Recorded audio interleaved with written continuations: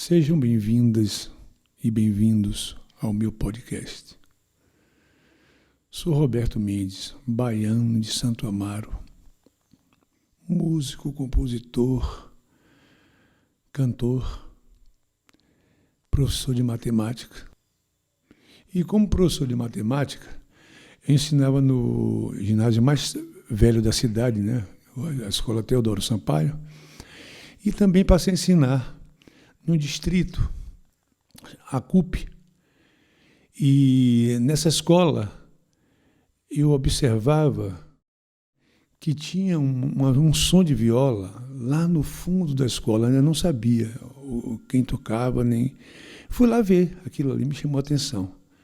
Me deparei com um sujeito tocando viola. E também tocava, o que ele tocava na viola, eu tocava no violão. A princípio, na viola, eu achava estranho aquilo, aquela maneira de tocar viola. A viola era muito ruim, não afinava nos padrões que eu estava preparado para ouvir. Era meio louco. E no violão ele estava mais próximo de mim, porque pelo instrumento mesmo, o violão eram 6 cordas, viola 10 cordas, mas 10 cordas de arame, era muito ruim. E o meu ouvido não estava preparado para ouvir aquele padrão harmônico. E a princípio eu rejeitei, mas quando tive a oportunidade de me aproximar mais dele e vê-lo tocando no violão, aquilo que ele tocaria na viola, e me encantou.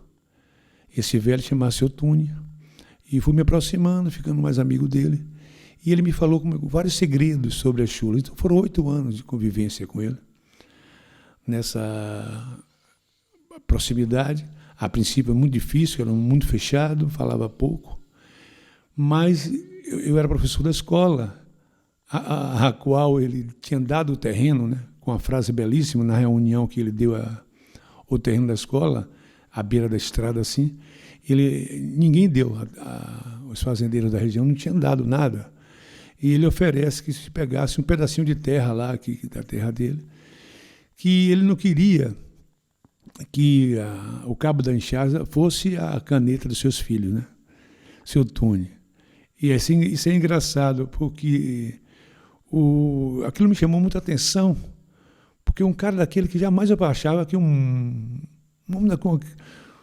nível intelectual daquele pudesse pensar assim, eu achava um absurdo. Né? Você imagina a que ponto é a coisa boba do pensamento humano. Pois eu estava diante de um gênio e não sabia que tinha um pensador da minha frente ali, e aquele cara doou o terreno. E foi com ele que eu evoluí meu conhecimento maior da música, a música universal, né? Porque até então eu sabia o que era um acorde, sabia o que era um andamento, sabia o que era um intervalo, mas não tinha noção do que era o tempo de um movimento musical. E com ele aprendi tudo isso, né? Tem episódios muito engraçados entre mim e a relação com o Big Tune, que em uma certa ocasião ele tinha um defeito uma das mãos, foi mordido por uma cobra. Ele morava ainda no fundo da escola e tinha uma casa ali no canto assim, uma casa grande até, confortável, para o padrão dele. Ele era um dono da fazenda, né, dono da terra. E ele foi mordido por essa cobra, perdeu o movimento de uma das mãos, de um dos dedos, né? E tocava de um jeito muito fechado, porque homem da roça, a mão cheia de calo, ele tocou a mão fechadinha, não abria a mão, porque não tinha como, né, pelo trabalho dele mesmo. E tocava com a mão fechada em forma de concha, que era muito engraçado de ele tocar. Em uma certa ocasião, eu tocando com ele, dizia para assim: "Ô, Túlio, eu não consigo tocar igual ao senhor." E ele me respondeu de imediato, até de uma maneira assim grosseira: "Toca do seu jeito, você não sou eu." Né? E eu fiquei pensando, como professor de matemática, que relação de igualdade. Olha o que eu disse para ele: eu não consigo tocar igual ao senhor. E ele me respondeu, entendeu? Não, toca do seu jeito que vai ser igual, toca diferente. Seremos iguais na diferença. Quer dizer, é uma coisa genial. Me respondeu matematicamente aquilo que jamais eu responderia para alguém. Na minha cabeça até então, 2 é igual a 2, 3 é igual a 3. Não, não é assim não. As coisas são iguais na diferença. Entendeu? Isso foi a maior aula que eu tive de música na vida, porque até então eu conhecia a nota, conhecia o acorde, mas não tinha noção do tom nem do tempo. Isso eu aprendi com Tune. A partir daí, a música mudou na minha vida, né? Tudo mudou. E conheci outros violeiros, né? Os irmãos Frade e Tavinho de Itapema, dois belíssimos. O João Brasil, não é? O João de Deus. Eu conheci vários. O Nininho, por último, o Nininho, que estava mais próximo de mim, assim. Viajamos juntos, tocamos. E era impressionante, cada um do seu jeito, cada um da sua forma, mas fazendo a mesma coisa. E um detalhe em tudo isso é que é difícil, o violeiro não canta. Quem canta são as parelhas, né? Geralmente são duas parelhas que cantam.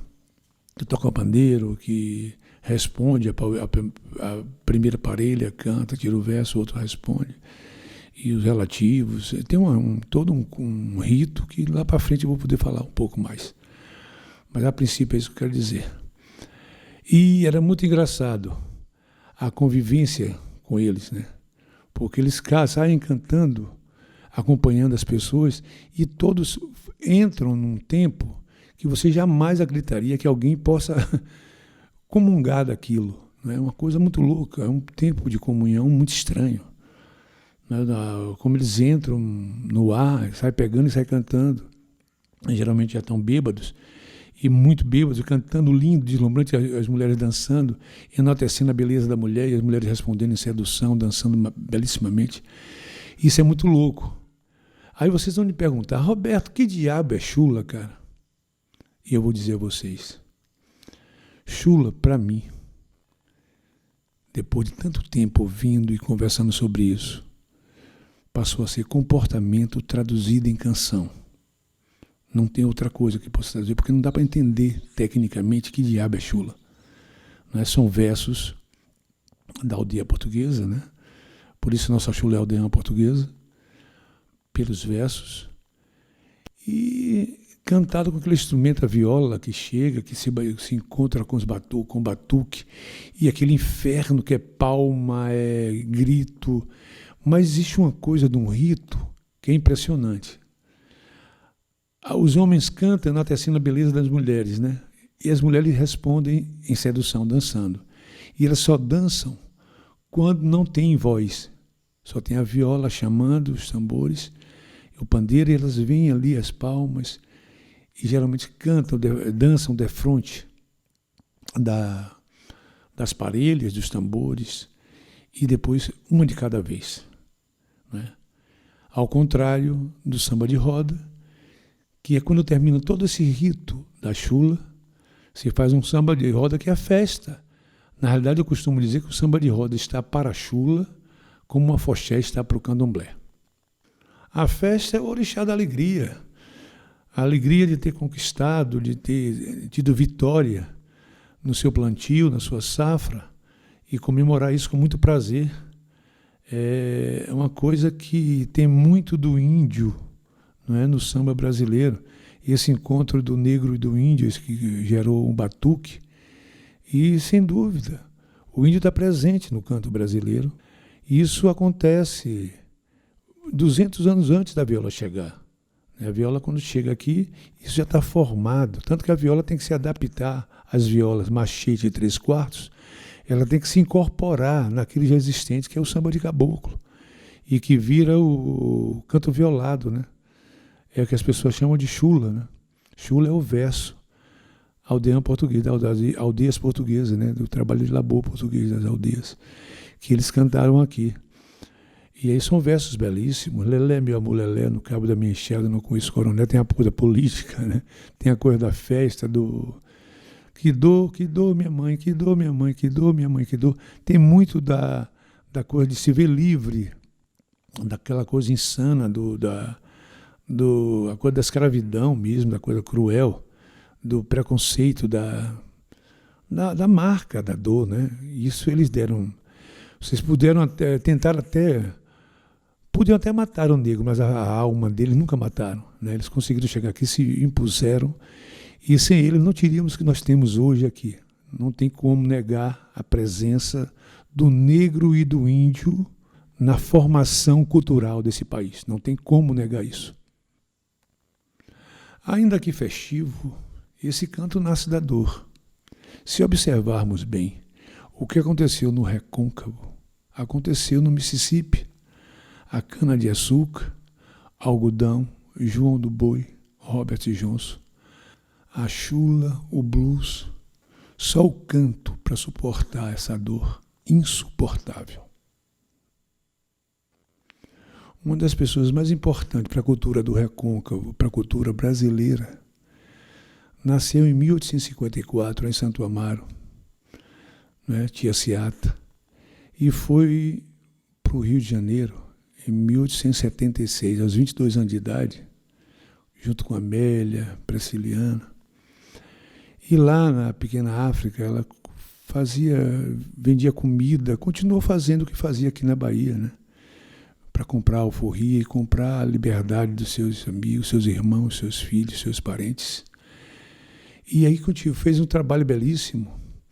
E por causa dela, não é, a escola de samba no Rio de Janeiro tem que ter uma ala das baianas, né? Eu quero falar da importância dessa coisa. E isso ela vai embora para o Rio quando o samba não era samba, né? Então ela tinha conhecimento de uma coisa chamada samba antes do samba, que era o canto violado, que eram as chulas daqui cantadas aqui no Recôncavo. É engraçado como isso aconteceu e virou um gênero, né, lá na década de 30, um gênero musical brasileiro, que está no inconsciente brasileiro. Hoje o samba não é nem baiano, não é carioca, ele é nacional, é uma marca nacional. É impressionante como o samba está no inconsciente brasileiro. Aquilo que falávamos lá atrás, tem muito do índio e do negro. Então é uma coisa que é o binômio perfeito do comportamento nacional. Então vale a pena fazer um investimento nessa coisa do movimento, né? Dessas duas Bahias, né? Uma Bahia que se nasce e uma Bahia que se cresce e se educa. Eu acho que tem fundamental importância a Baía de Guanabara, sobre criar muito bem e preservar esse samba que saiu daqui do Recôncavo para lá. Eu acho que essas duas Bahias se fundem muito bem. Falando de Ciata, não posso deixar de falar outros santamarenses tão importantes quanto no cenário cultural brasileiro, né? Teodoro Sampaio, Mano Décio da Viola, né? Assis Valente, Emanuel Araújo, Jorge Portugal, Caetano Veloso, Maria Bethânia. Falar do primeiro disco gravado no Brasil, Manuel Pedro dos Santos, conhecido como Baiano. Esse mesmo baiano grava o primeiro samba brasileiro pelo telefone. E pensando em tudo isso, compomos, eu e meu parceiro José Carlos Capinã, uma canção chamada Macemba, que significa um giro em torno do umbigo.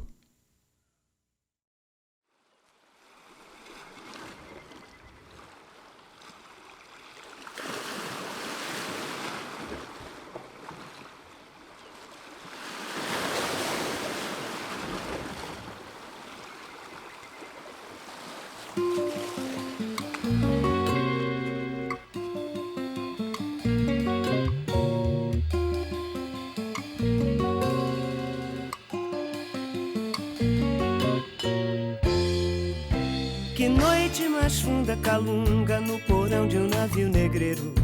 Que viagem mais longa candonga, ouvindo o batuque das ondas, compasso de um coração de pássaro no fundo do cativeiro. É o samba do mundo calunga, batendo samba em meu peito. Caô, cabe esse lê, caô, oque, aroque.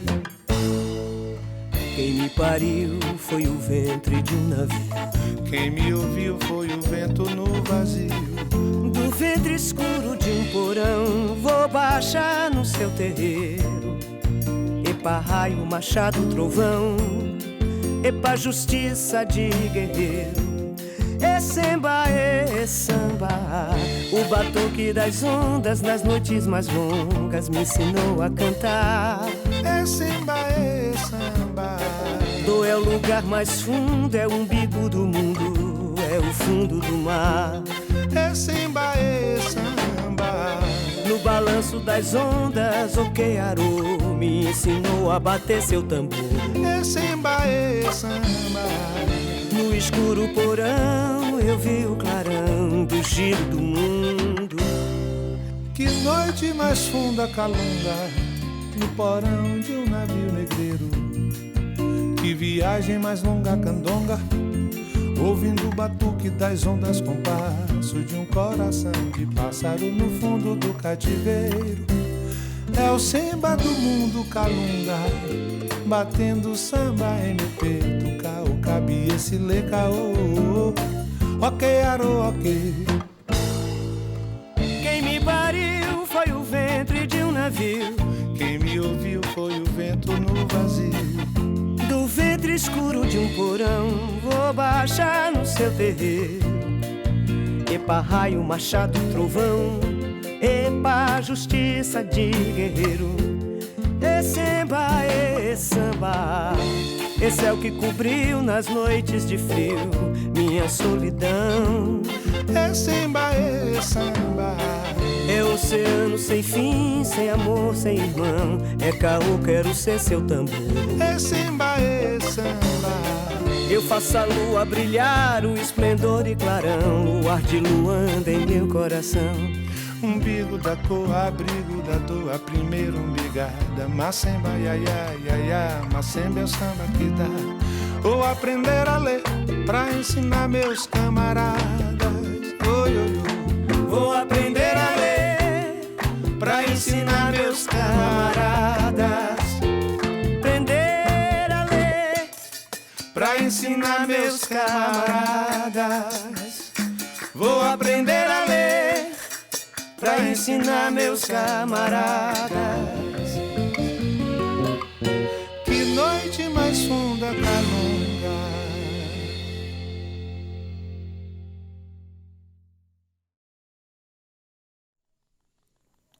Vou aprender a ler para ensinar meus camaradas. Sim, vou aprender a ler. Foi isso que eu fiz a vida inteira. Não é? Na realidade, esse podcast foi feito para explicar da minha vida, falar de quem sou eu, do que faço, como vivo, falar da minha cidade, da minha relação com a minha terra, com a minha gente, com meus amigos. É uma coisa muito particular, feita para me colocando à disposição do ouvinte, de quem me escuta, com sinceridade, como eu sou, como meu jeito é, não é? E chamar a atenção. A vida inteira o que eu fiz com a música, com minha maneira de ser, é chamar a atenção para que vocês venham para cá, para que vocês venham saber mais de perto do que a minha cidade, do que a minha gente, de como eu vivo, de como eu sou, não é? Como eu consigo ser um artista fora e um cidadão aqui na minha cidade. O orgulho que eu tenho de apresentar a minha cidade para qualquer pessoa, e principalmente a vocês que estão me escutando. É uma coisa importantíssima para mim, falar da minha terra, da minha memória, falar da minha música, dos parceiros, dos meus irmãos, pessoas ligadas à minha vida. E eu fico muito feliz, porque cheguei a um momento da vida em que tudo é lucro, tudo é felicidade, tudo. Embora a gente esteja passando por uma dificuldade séria, né? Essa coisa do inimigo invisível, essa coisa do medo, não é? A gente fica, mas a gente tem esperança. A esperança é uma coisa que só a fé produz, não é? E aí você fica numa coisa, que vai ter jeito. Eu acho que vai ter jeito. A fé, a esperança e a cultura é a tríade, né, que vai tranquilamente resolver nossa nação. E eu quero me despedir de vocês e agradecer a todos aqueles que me escutam, me veem nos shows, ouvem meus discos. Eu fico muito feliz. Muito obrigado. Muito obrigado. Não saiam de casa.